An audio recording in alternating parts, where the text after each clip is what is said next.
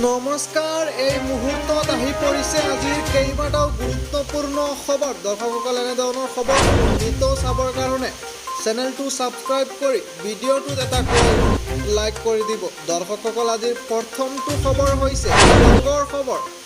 Micro' ফাইনেন্সক লৈ বৃহৎ ঘোষণা মুখ্যমন্ত্ৰী ডক্টৰ হিমন্ত বিশ্ব শৰ্মা। আৰু শীঘ্ৰেই দ্বিতীয় পৰ্যায়ৰ ঋণ মাফৰ কাম হাতত ল'ব ৰাজ্য চৰকাৰে।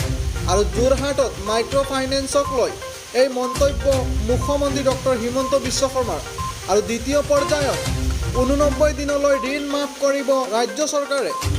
দৰ্শকসকল, আজিৰ পৰৱৰ্তী খবৰটো হৈছে আৰু 7 লাখ লোকে লাভ কৰিব বিনামূলীয়া গড়। কেন্দ্ৰৰ পৰা 12 লাখ চৰকাৰী গড় আবণ্টন। আৰু প্ৰথম পৰ্যায়ৰ 5 লাখৰ পাছতেই 7 লাখ লোকক প্ৰদান কৰিব চৰকাৰী গড়। আৰু জিলাই জিলাই মন্ত্ৰী বিধায়কে বাছনি কৰিব নতুন হিতাধিকাৰী। যোৰহাটত মুখ্যমন্ত্ৰী ডক্টৰ হিমন্ত বিশ্ব শৰ্মাৰ এই বৃহৎ ঘোষণা।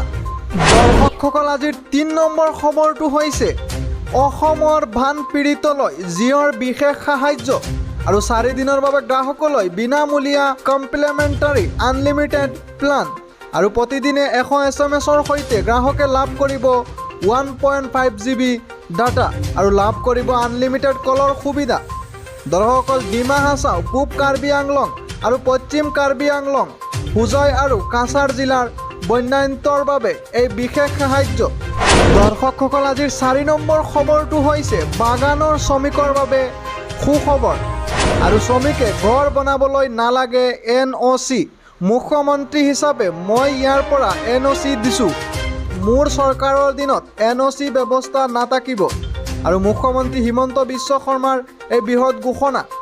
বাগানৰ মালিকসকলে NOC নাই বুলি হাৰাশাস্তি কৰিব নোৱাৰিব শ্ৰমিকক। আৰু দুখীয়া মানুহে ঘৰ বনোৱাৰ অধিকাৰ প্ৰথমে পাব লাগিব।